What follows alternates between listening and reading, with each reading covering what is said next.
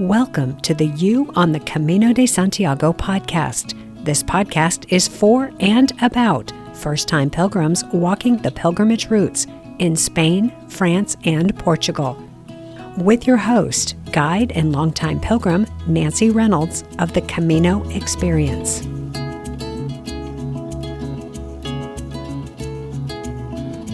If you haven't yet walked the Camino, because you think you can't do it because of an illness, my guest today is about to turn that idea on its head.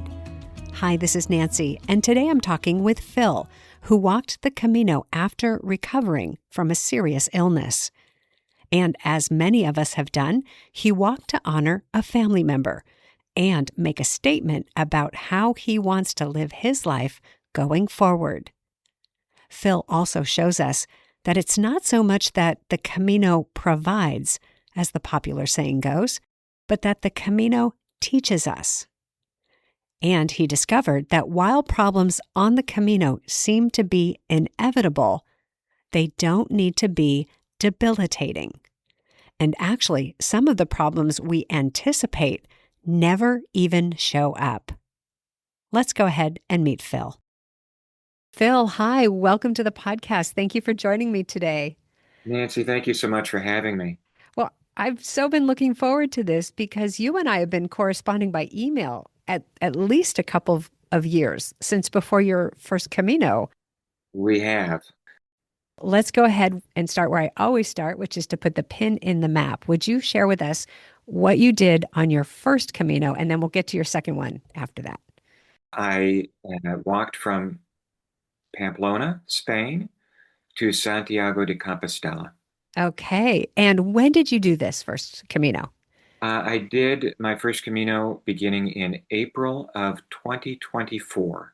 Okay, April 2024. So that was, gosh, it's been almost 2 years since that first one. Yeah. How much time did you take for that first walk?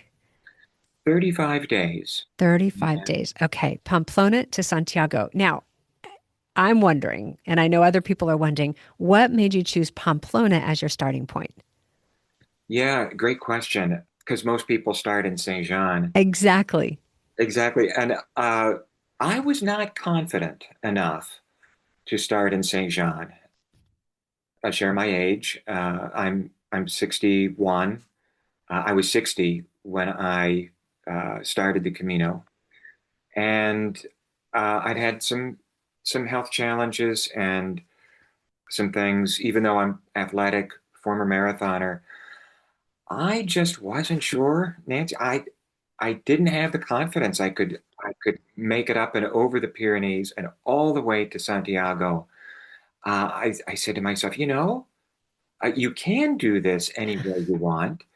I said, let me see if I can first do it starting in Pamplona, and if I get all the way there, someday I'll come back and I'll do this first leg from Saint Jean Pied de Port to Pamplona and finish it up. But I thought, man, let me just see, without having to summit the Pyrenees and come down, which is really only 3 or 4 days, depending on how you do it. Yeah.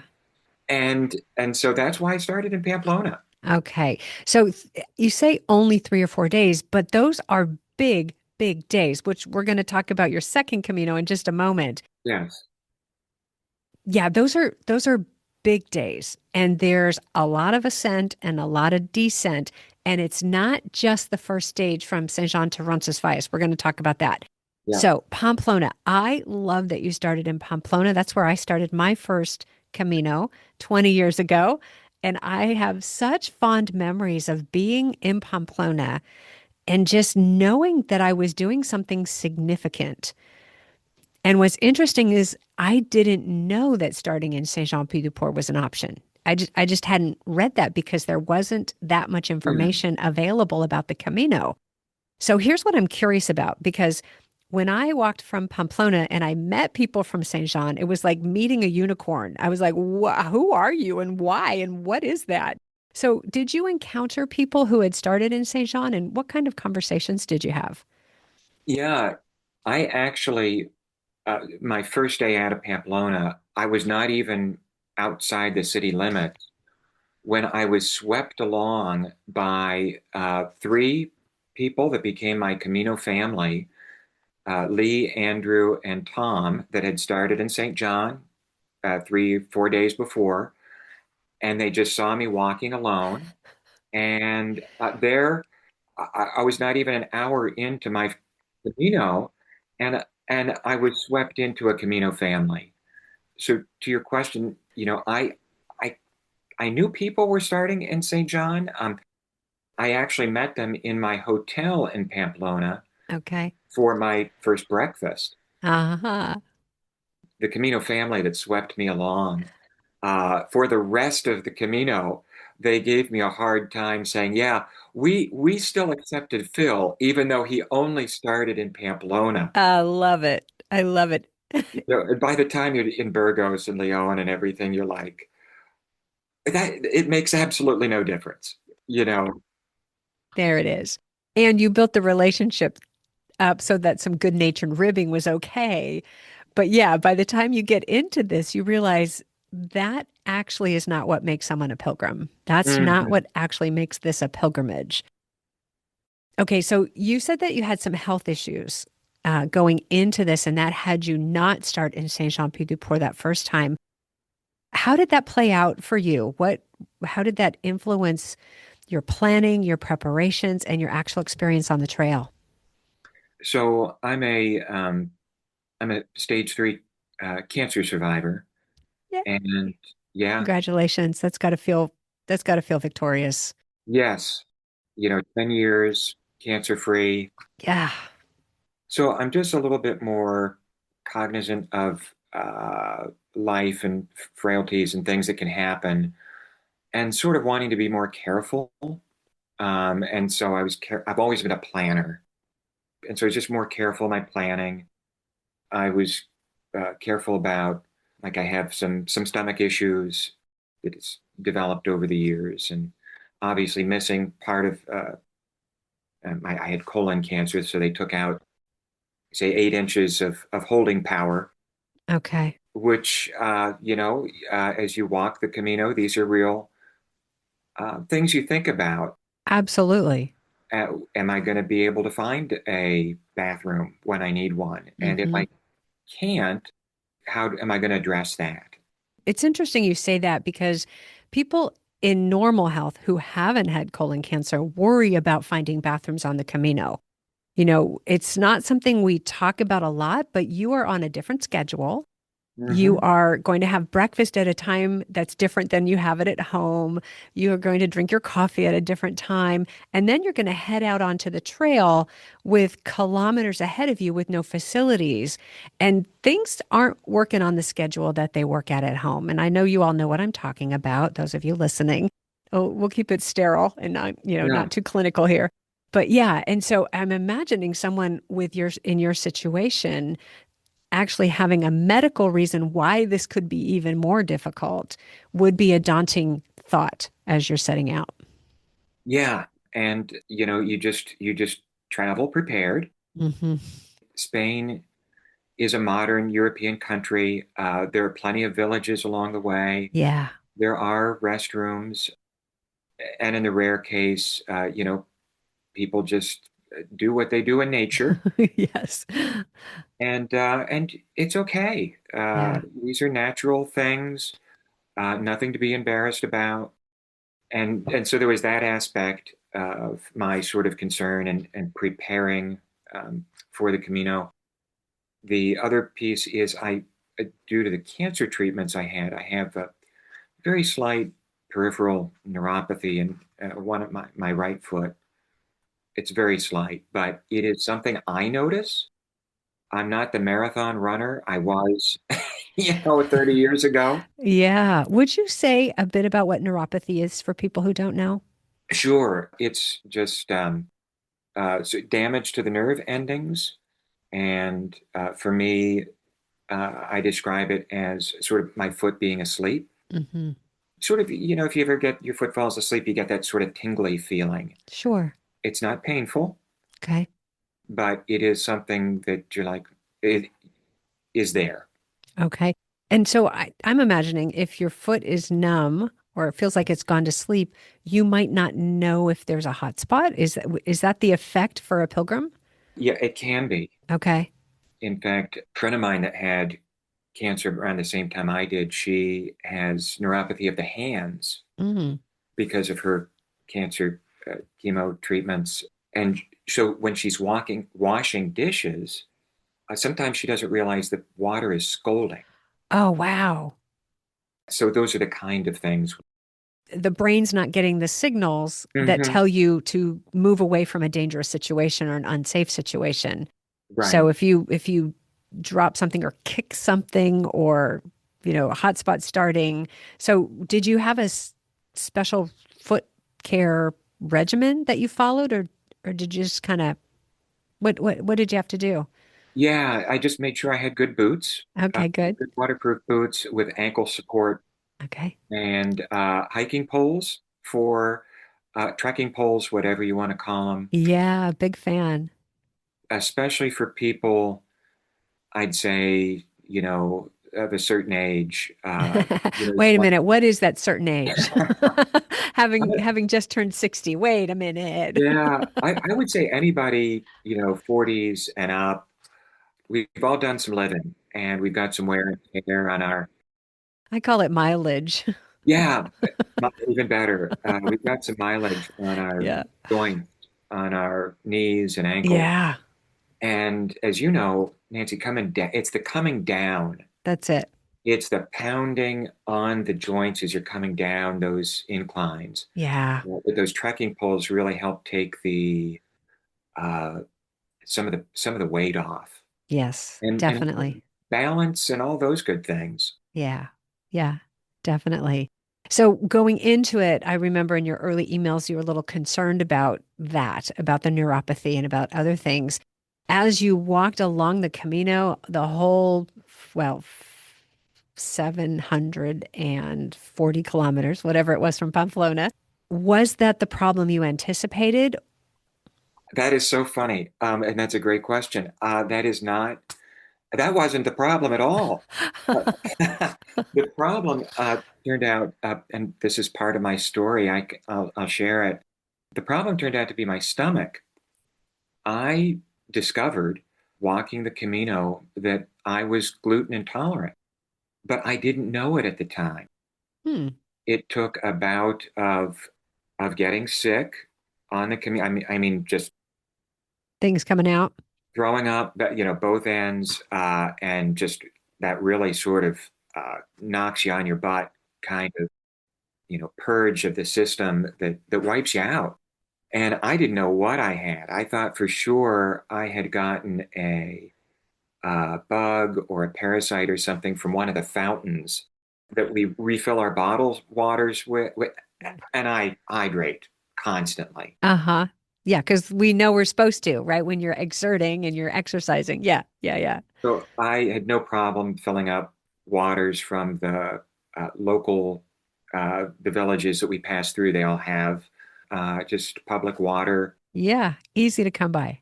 easy to come by. And most pilgrims have their own personal thermos that they use and they fill up. So my original thinking was I must have drunk something from one of those fountains. Yeah. Even though I speak Spanish, I can understand the sign that says potable, no potable, Uh-huh. which means drinkable and non-drinkable. Yeah. I thought I must have missed one. Uh-huh. Missed the sign. And so that became part of my Camino story. Long story short, it wasn't until I actually got back home and saw my GI doctors. I'd also gone to the emergency room in Burgos. Okay. Terrific medical care there. That's a whole story in and of itself.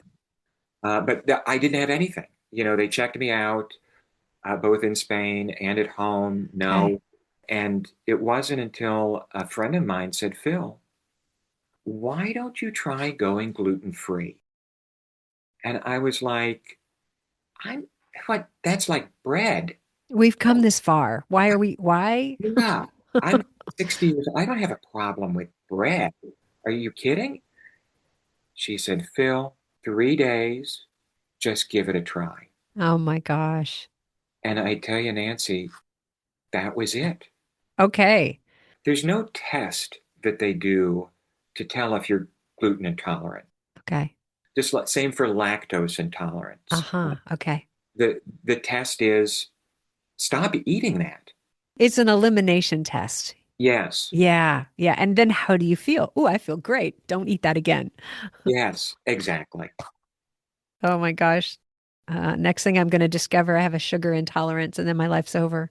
Right. Yeah. What it tells me is that the fears that we take to the Camino live in our head. They don't necessarily live in reality. And if we're not careful, they could become real because we're focused on them so intently. But everybody comes with fears. Everybody's got something going on that they're worried about or afraid of. And I think that's being human. But I love that you just got there and discovered that that isn't actually a problem. Yeah. And so there are a couple lessons there. There's a lesson of self-discovery, Uh-huh. Good. and then there's the lesson of, you know, if you do have a problem, which could be a serious problem that knocks you off the Camino for a couple of days, and a number of your previous guests have talked about their uh, typically it's a leg or ankle or blister problem, Hmm. something like that. Whatever your issue is that comes up on the Camino, the other lesson to be learned there is you're going to be okay. And there is good medical care in Spain. Yeah. There are perfectly good hospitals everywhere, whether you speak Spanish or not. Yeah. And people in Spain, whether it's the hotelero or the doctor at the hospital, they want to see you well. They want to see Yeah. you not get hurt, and they want to see you get back on your way. So true. So true. Yeah. I think the things that happen on the Camino give us an opportunity to see who we are when things get hard, when things get challenging. And when we get to know that side of ourselves, we gain something just irreplaceable. We gain a confidence, we gain a strength, we gain an awareness of our abilities. And that is the gift of the Camino because that's what we bring home with us. I couldn't have said it better. It's the confidence of getting through those adversities, Yeah. whether it's the doubts you had when you started because you've got this problem or that problem, or an unforeseen problem that comes up and you just deal with it on the fly Yeah. and you overcome it and you leave there with so much more confidence. Yeah. And it's always yours. Once you've got that version of confidence, the confidence you walked into and walked through, you own it. Mhm. We just have to remember that. We have to remember, wait a minute, I did that. I dealt with that. I handled that. I kicked that one into the curb or whatever version of. Yeah. Love it. I love the lessons. Now, I'm remembering from our early correspondence that your original plan was not to walk the Frances route. What was your original plan? So I was originally thinking of the Camino Norte, Okay. and I'm sort of the kind of person that I don't want to go with the crowd. If everybody does the Camino Frances, well, gosh darn it, maybe I should do try the Camino Norte. I love that. But the more reading I did on the Camino Norte, which I understand is gorgeous, and I have some friends that have done part of the Camino Norte. It is a different Camino. I mean, you end up in the same place, but different vistas, different distances, Yeah. different terrains, and you have much fewer pilgrims. Yes. For my first Camino, I thought, I think I want to be surrounded by people and have this experience. Where there's all you can always come back and do other Caminos, Hmm. but I really wanted that reference point of the Camino Frances. That's what brought me to my decision. Okay. So when you were making that decision and you were imagining what the Frances would be like, what were you imagining? What was it that had you go, I want that? Yeah, so we all kind of have these visions in our mind of what the Camino Frances might be Yeah. because we've seen the movie The Way, Yeah. which popularized it for, especially for the English-speaking world, or read any number of people that have written books, the Brierley book or Yeah. other blogs. There's so much out there. Yeah. And so we sort of have created an image in our mind before we even start, Yes. based on all the input that we've taken on our sort of self-study, getting Yeah. ready for the Camino. And I, I can say it was pretty much what I expected. The people that you meet from all over the world and all their different experiences and what they bring to the Camino and how it enriches your Camino Hmm. is just fantastic. And no matter what you think before you get started, it'll be something similar but different, but probably better than you had ever imagined. So what was it? What was the picture in your mind that you were going to the Frances for? Yeah, so the picture in my mind kind of, I guess the question really gets to my purpose. Why was I doing it? So it's a long uh, kept promise I made to myself after surviving cancer at 50 that if I made it to 60 and could retire, I would, and I would walk the Camino in memory of my dad, who died of a massive heart attack at the age of 59. Oh, wow. Wow. So that's a significant age for you. A significant age for me. And I had cancer at 50. My dad died at 59. And, we all have these moments of doubt and faith. And I said, if I can get through this, I promise uh, myself and, the powers that be that I would live to have the retirement my dad never did. Oh, that's so beautiful. So 60 came, had been thinking about the Camino for really 15 years beforehand. And so for several years building up to my retirement at age 60, I had sort of set that goalpost Okay. there. And 60 came, and I said, I can do this. I am done here. And I retired. And 2 months later, I was in Pamplona. Love it. Wow. That's just such a compelling reason to go after this dream. And that it's never too late. Yeah. It's good to have goals. Yeah. Sort of gets to a topic of why people walk the Camino, and that answer is different for everybody. But for me, it was easy and it was clear and it was a long time goal I wanted to do for myself and walk it in the memory of my father who never had a chance. It's beautiful. When I was 46, I walked the Camino in honor of my mom who had died at the age of 46. Hmm. And it was such a flag in the ground to say, okay, this is 46 and oh my gosh, this is so young. I have so much more ahead of me. I have so much more I want to do. And I'm so immersed in my life right now. I can't imagine getting unplugged at that point. Just can't imagine it. Yeah. So Yeah, these milestone dates are so significant. they are. And just as you said, that you shared about your mom passing at 46, you carry that with you the rest of your life. Remember that. Yeah. And you think about them and the life that was cut short. For me, the walking part was very significant. My mother was type 1 diabetic and a double amputee in the Oh, end years of wow. her life. Yeah. And she had prosthetics and she could walk. She even drove. It was terrifying to be in the car with her, but she could drive. And, walking is not something she could have ever done. So it was so poignant to be walking across Spain at Mm, the age of 46, going, man, I got it good. yes, I got my health, I got my legs, I got this yes, beautiful experience. yes. Yeah, just take a moment to be grateful for what your body is able to do and that it's here. Here, here. Yeah. let's go to your second Camino. So you started the first one in Pamplona, went to Santiago. What happened next?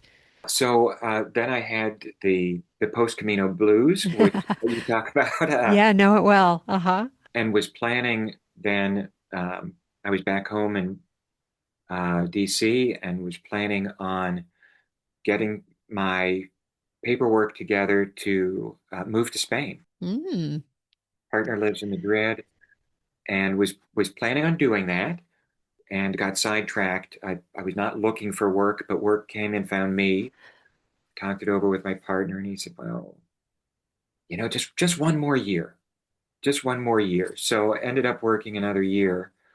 But this past spring, I wanted to complete that short leg from St. John de Port to Pamplona, and I wanted to share share that small piece of the Camino, plant these seeds with a couple of folks to join me. I said, you might not be able to commit to a whole Camino, but would you join me for this? So both my partner and one of my nephews joined me, and it was great. Then another friend, my goddaughter, who lives in France, came down, joined us for a day in Saint Jean, which is everything you talk about, Nancy. It is just a great little French Basque village. Yeah, it's the postcard.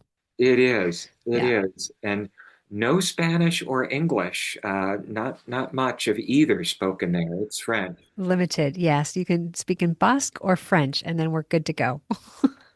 Yeah. So I was able to give the gift of a short taste of the Camino to with my one of my nephews, Nick, and my partner, Jeffrey, and we were able to share that experience together. Wonderful. And as you said, even though it's just a short 3 or 4 days over the Pyrenees, depending on how you cut it, with a stay in Bordeaux or Orison, which you and I both highly recommend. For no other reason, but when else are you going to get to spend the night in the Pyrenees Mountains? Come on. Yeah. Oh, and the sunsets and the sunrises we got. Just stop. It's just, yeah, yeah, Yeah, and the all the gorgeous farm country yeah. with the cows and the mist and the clouds. And the vista, the view for miles and miles. If it's clear, we do have to qualify if the weather's nice. Yeah, Yeah, and the companionship that you experience in these albergues yeah. over that part of the Camino is unmatched. So, what was it like for you, now a seasoned pilgrim, because you have Mhm. walked the Camino, you had completed a pilgrimage on the Camino, and now you're in Saint Jean as an experienced pilgrim with two people who haven't had that experience before. What was going through your mind as you're getting this thing started? I knew I was ready. After completing Pamplona to Santiago, I knew I could do this. Okay. Had gained all that confidence that I didn't have previously. And I'm watching my partner, my nephew, and I, I tried to coach them about the footwear and about the backpack and about things to bring and not to bring. But they make their own decisions. We're all adults. You got to let them do what they do. Exactly.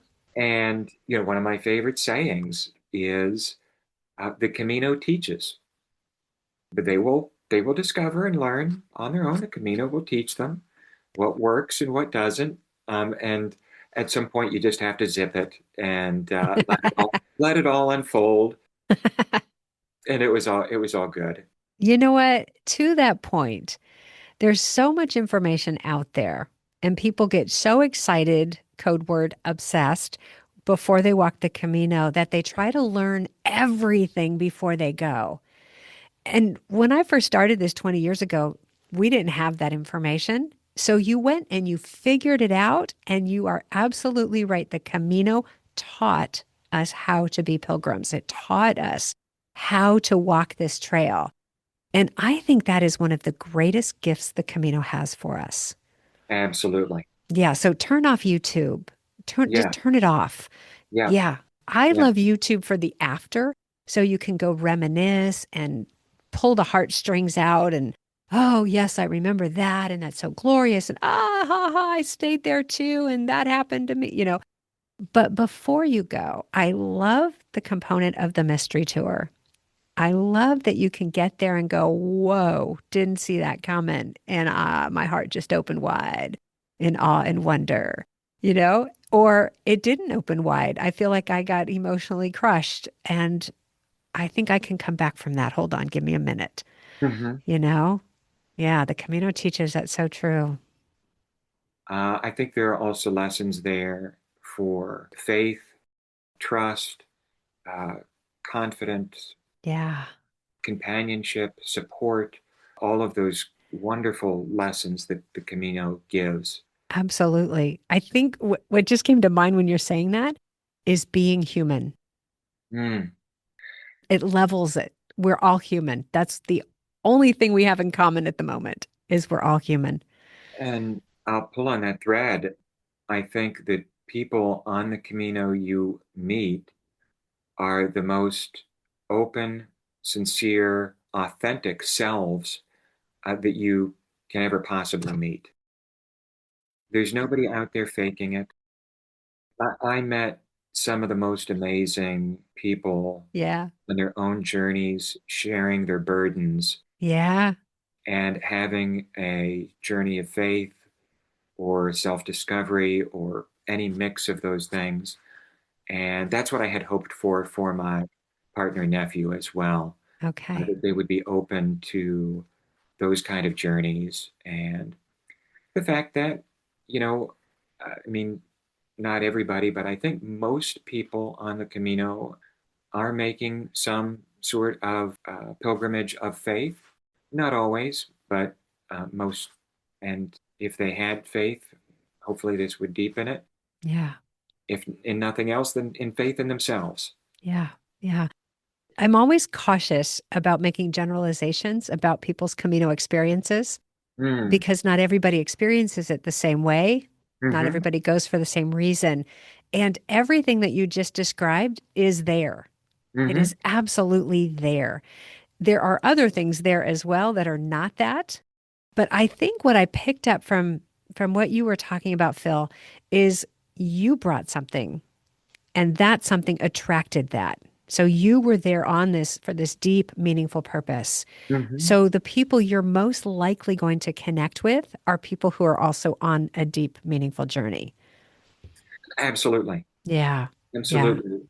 To that point, connected with other pilgrims and my people that were part of my pilgrim family that were walking for all different reasons, but the ones I connected with most deeply were those that were making a journey of faith.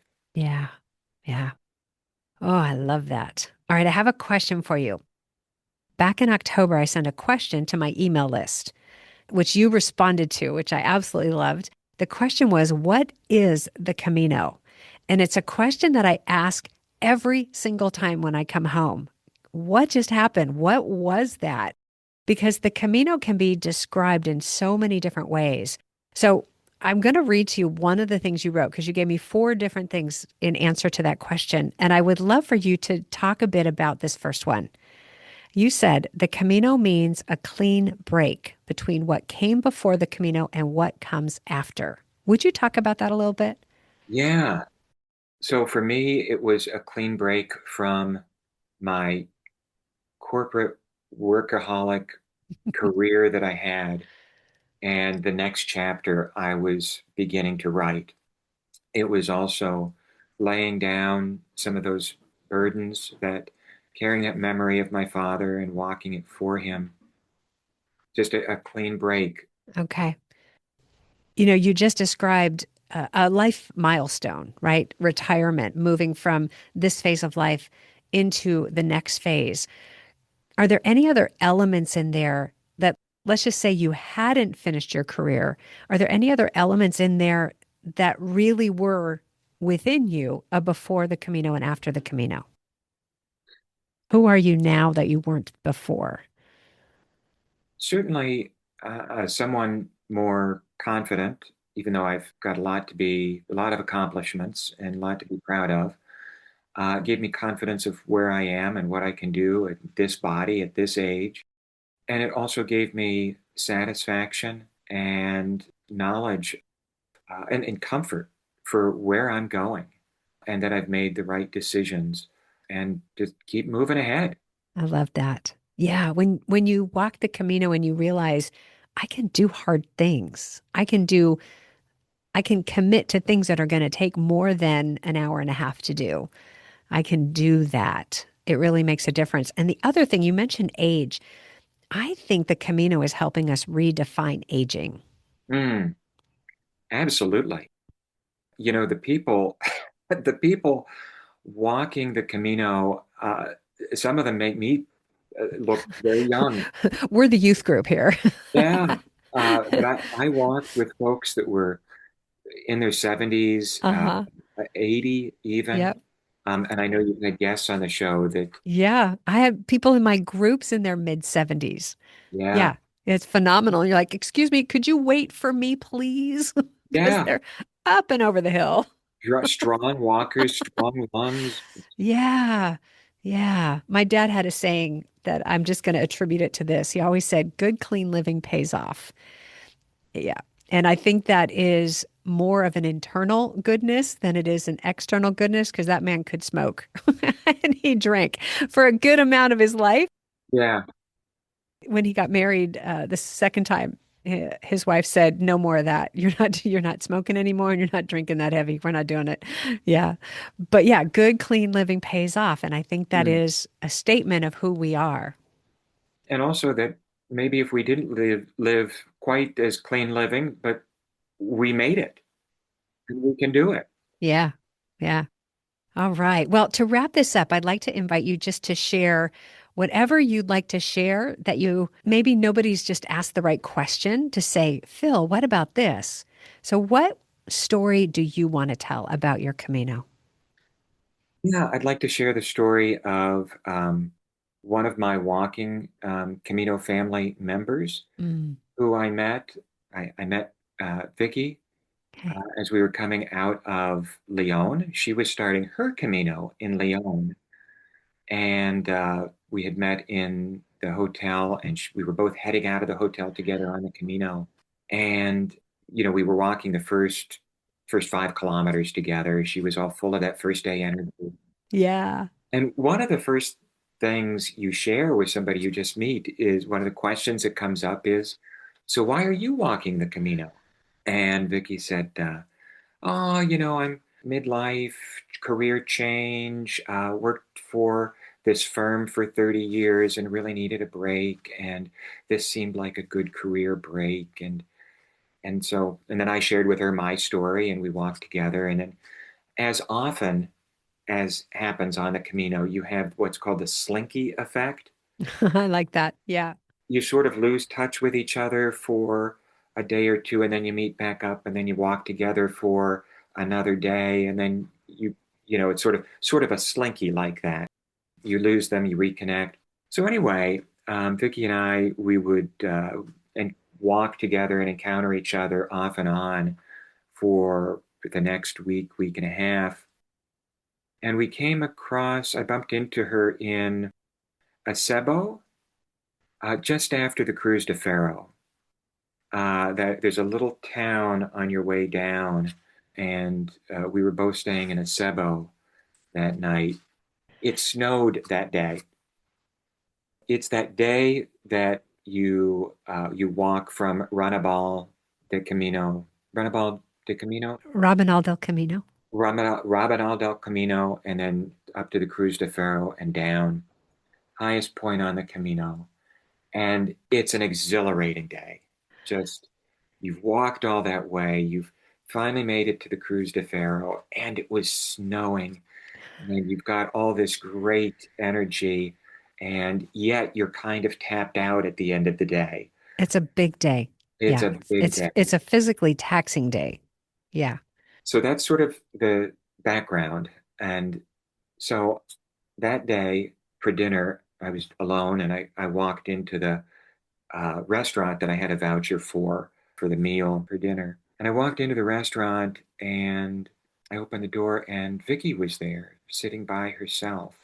And she had been crying. And, you can always tell when someone's been crying. You And can tell. Sure. she looked at me and brightened up. And I wasn't sure if, you never know if you want to just give people their space Yeah. or if, in her case, she welcomed me over. And she waved me over, her face brightened, and she said, Phil, I'm so glad you're here tonight. She said, I've been meaning to tell you something. I said, Vicky, sure. I said, anything. She said, Phil, I didn't tell you the truth the first day we met as we were walking out of Leon. I said, well, what do you mean?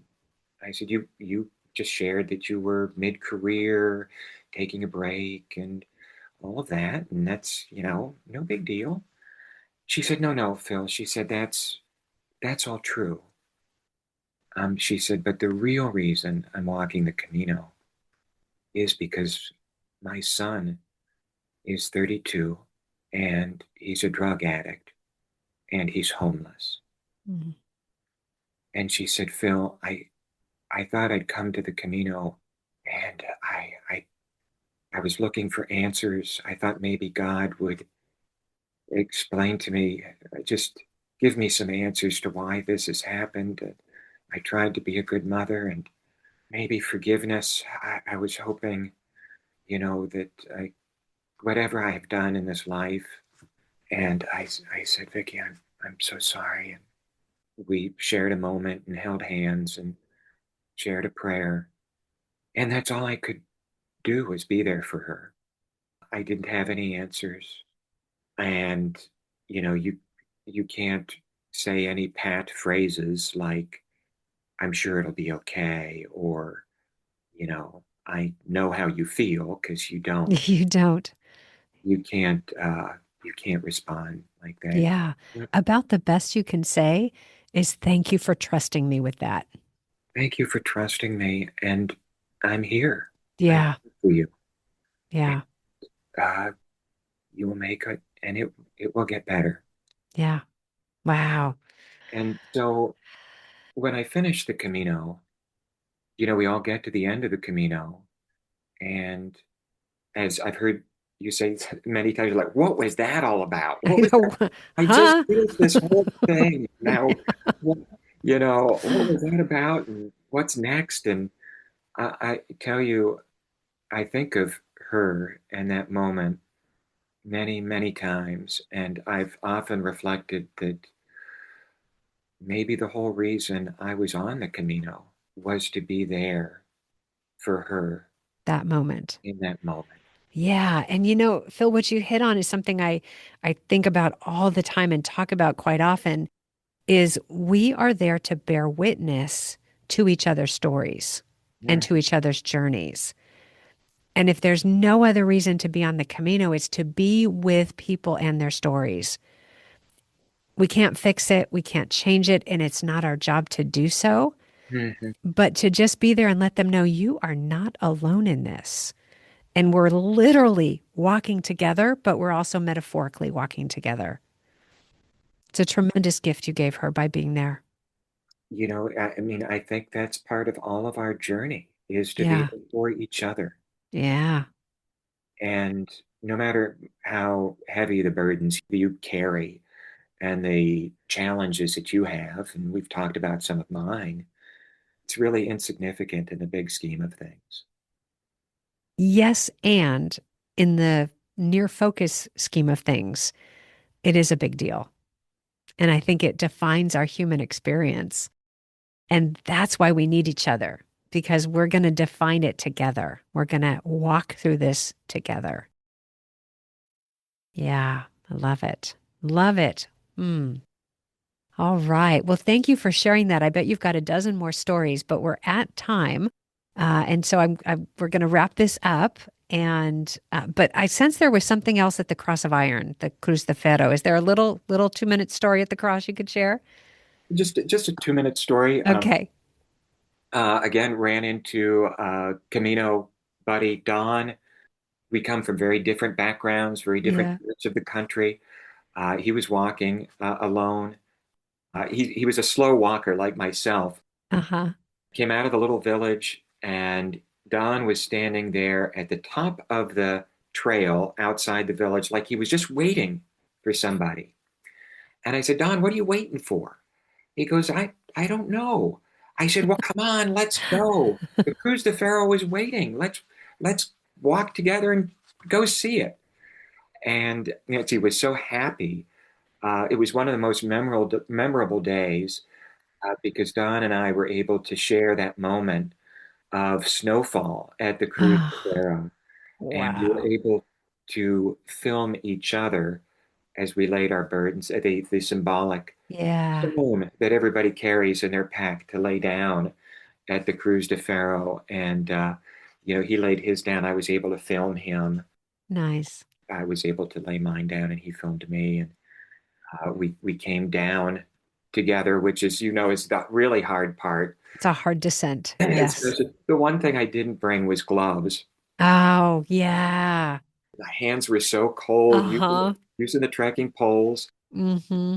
And then as we came into Acebo, but and to this day, Don and I are still in touch. Nice. Camino family, and that's what it's all about. Yeah.